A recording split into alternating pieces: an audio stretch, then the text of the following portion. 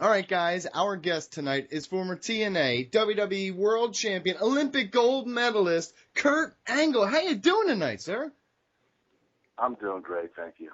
Listen, Impact Wrestling, they recently made the jump from Thursday nights to Wednesday nights at 9 p.m. Eastern Time on Spike TV. What are your thoughts on the move for the company's flagship show and what it could mean for the future of TNA on Spike TV moving forward? Well, I believe it was a positive step both for TNA and for Spike. They obviously want to keep ratings higher or get a higher rating. The middle of the week, Wednesdays are always good nights. Thursday, you're obviously up against football. You're also, I believe, WWE SmackDown might be moving to Thursday. So, there are a lot of people that like to watch both programs. I think it was a smart move both on Spike's part and TNA's. Mike Chiari? Yeah, Kurt, over the past couple of months, you've been acting as the on-screen director of wrestling operations for TNA while healing from your knee injury. What are some of the challenges that come with serving in an authoritative role rather than being an in-ring performer? And also, is this something you'd be interested in doing more of when you're no longer an active competitor? Oh, without a doubt. I love the business, and I caught on very quickly in every aspect from, in the ring work to mic work to psychology. I really enjoy it. I have a passion for it. I thought I would never have a passion for it like I do, considering I come from Olympic wrestling. But, for some reason I was bred to do it, and I really enjoy my role right now. It gives you a broader perspective of what's going on in the company, what's the best situations for the company, which wrestlers need to be pushed a little harder. You can't push them all at once, so it's very difficult, but you have to be very selective.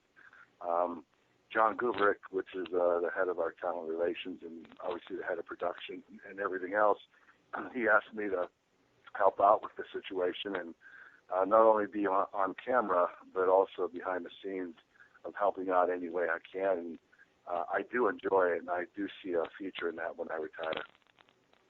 Brandon Gavin? Kurt, on Jim Ross's recent podcast and other interviews, you've spoken in great detail about your start in professional wrestling, and you instantly became one of the top wrestlers in the business. Could you share with us what you attribute your evolution as a performer to, and what it means to you to be considered one of the best to ever step in the ring? Well, I never consider myself one of the best ever, and it had a lot to do with I had a lot of success, and I caught on very quickly, and within 2 years, I was actually calling my own matches. That doesn't happen. It just doesn't happen in the business. It's a way too difficult of a business to have somebody that's 2 years green in the business basically carrying the match and putting the match together, structuring it.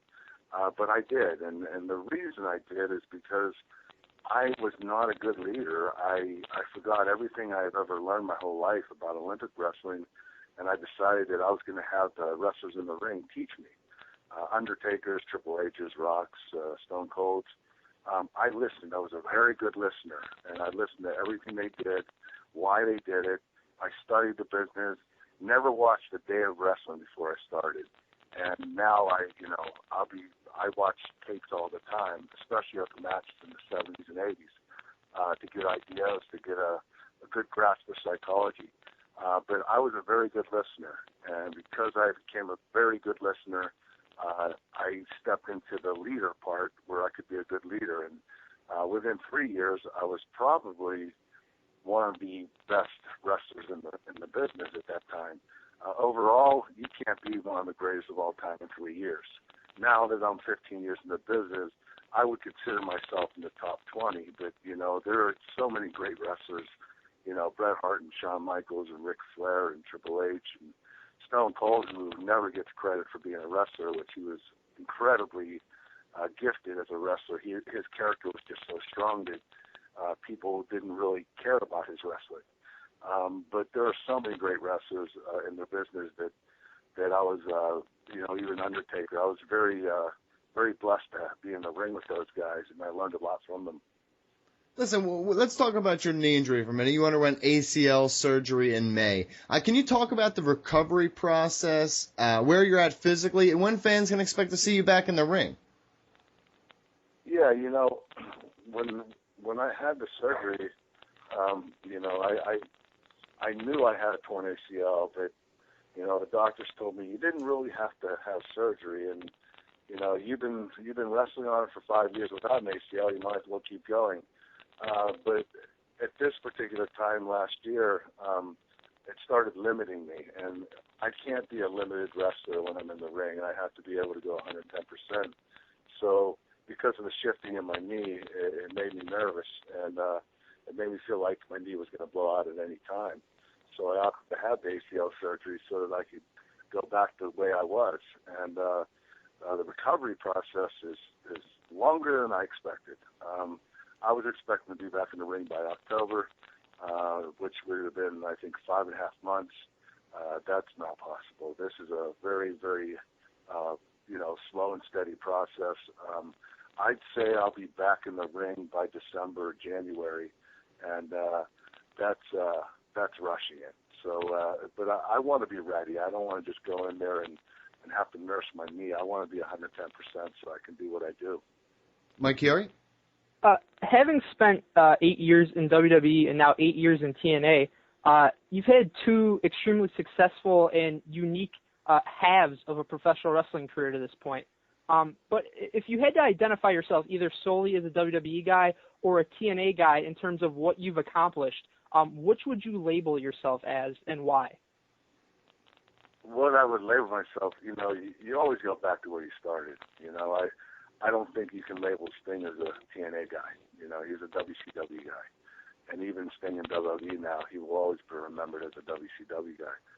So I can't say that I'm a TNA guy. Obviously, WWE is where I started, and you know, Vince McMahon made me who I am and gave me the opportunity. But I've had a better career in TNA. Now, a lot of WWE fans might not believe that, or they might have never seen me wrestle in TNA. But the matches I've had in TNA were actually better than the matches I had in WWE, and that's a hard thing to say. But you know, the matches I had with Samoa Joe and AJ Styles, and different matches with different wrestlers like Sting and Jeff Jarrett and Desmond Wolfe and Mr. Anderson. There are just so many wrestlers. Bobby Roode. I've had a lot more. I would say I was probably more consistent in TNA, although I was always known to have the best matches and be a very consistent wrestler in WWE. But I think it's because the older I got, the more I improved, the more I was able to master the craft, the more I was able to let myself do what I do and have more confidence. So the reason the second part of my career was better than the first is because of that. PG? Kurt, a lot of wrestlers recently have been very outspoken on the state of the industry, both from an in-ring perspective and a creative perspective. How do you feel about the current state of the industry compared to when you entered? Well, you know, I think that, you know, we're at a time now where we need to go back and look at what made, let's just say the WWE Attitude Era, what made it so successful. There were so many great wrestlers that were at the top. You know, Stone Cold and The Rock and Undertaker and Triple H and, you know, and Kane and Kurt Angle and Chris Benoit and Eddie Guerrero. Nobody was banking on one wrestler. For instance, Hulk Hogan in the late 80s. It was Hulk Hogan. John Cena the past 6-7 years. It was John Cena. I believe that the reason they had so much success is because they didn't bank on one wrestler. They had so many great wrestlers, and they all shared time in the main events. That's what we need to do in pro wrestling, I believe, to make it better, to add a little more flavor to it, so it's not the same person all the time. I think that both companies are on the right track, WWE and TNA, so I think you're going to see a lot more improvement in the future. All right, last round of questions. Let's talk quickly about Olympic wrestling. You fought for its reinstatement as an Olympic event, and the IOC has ensured it will be part of the 2020 Games. As one of the greatest mat wrestlers in Team USA history, what does wrestling mean to the Olympics, and what do you think? Do you think the focus of this on the sport will help build an even stronger American wrestling program moving forward? Yeah, you know, it was shocking to everybody that wrestling got dropped, especially with other sports that were considering being dropped. Wrestling is just an Olympic pastime. It's as old as the Olympics. It's the oldest sport in the world. There were just a lot of things that needed to be adjusted in the USOC and also, or I should say, FILA, the World Governing Body of Wrestling. They always, marched to the beat of a different drum. They didn't want to go to the meetings, the IOC. They weren't very cooperative. They did their own thing. And I think they did tick off a few people. They also have been changing the rules every 4 years. So even if you're not an avid wrestling watcher and you're watching the Olympics on TV and you remember 4 years ago the way it was, you're wondering what's going on. Why did this guy score a point? I don't understand. And it's very difficult to explain it every 4 years when you keep changing the rules. So what the IOC has considered was that FILA, World Governing Body of Wrestling, to keep it consistent. I'll give you an example. It used to be 3 3-minute periods. Then it was 2 3-minute period, or 3 2-minute periods. Then it was just 1 5-minute period. Then it was 2 3-minute periods again. And now it's 2 rounds. Now that we're into rounds, I don't understand that. If you win the first and second round, there won't be a third. You could score 10 points in the first round and lose by 1 point in the second round. It would go to the third round even though you were leading by 10 points in the match. It's confusing to even tell you, but it's even more confusing to watch. So what they need to do is to simplify it and to keep it that way, and also to involve women. And I believe that they are adding more women's weight classes. They obviously brought women into the Olympics a few Olympics back, and they're adding more women's weight classes. But at the same time, they're pulling back from the men's weight classes, and that's going to hurt a little bit. But when I was there were 10 men's weight classes. Now I believe there are 7, and they want to drop it to 6. That's going to be very difficult to make the Olympic team. And as difficult as it was almost impossible back then when I wrestled. Now it's even more impossible. Mike Chiari? Yeah, Kurt, you previously said on Jim Ross's podcast that your TNA contract expires on September 21st, which is now less than 2 weeks away. At that point, you seemed open to exploring all options, whether that's re-signing with TNA or even returning to WWE. Now that decision time is kind of on the horizon, where do things stand currently for you, and what direction do you envision yourself going in? Well, right now I'm not at liberty to really say where I'm going. I will tell you that I'm going to do the right thing for me and my family, and I am in the process of structuring a deal, and I do have a company in mind, favoring the other company, but I haven't said yet because I want to make it a public thing with the company and myself. So I can't really say who it is or where I'm going, but I could tell you that it's going to happen in the next 2 weeks before my contract's even up. And I believe that I won't be wrestling until January, but there will be a signing within the next couple of weeks. BG, last question? Kurt, you've had so many incredible matches and feuds over the course of your career in both WWE and TNA. But if you had to choose one guy as your greatest all-time rival, who would that be and why? Well, a lot of people don't really get to see very many of them, but, I wish I could have had a little more with Shawn Michaels. Him and I had an amazing chemistry, but we only had a few matches. The one that I really, really meshed with very well was Chris Benoit. And, it's hard for me to say that, but it's the truth. And, we were just so equally matched with the intensity and the moves that we had and just our abilities. It was a downright war every time we wrestled.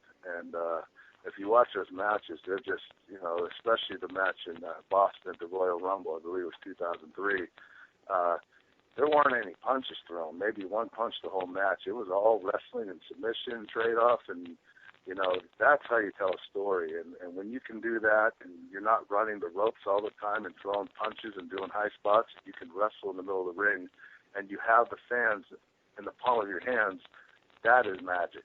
That's what makes wrestling so great. When you can do that, you know that you're one of the best. Awesome. Listen, a huge thanks to TNA star Kurt Angle for coming on the show. We appreciate your time, sir. Good luck moving forward. Good luck as you make your decision. Thanks, guys. Thanks for having me on.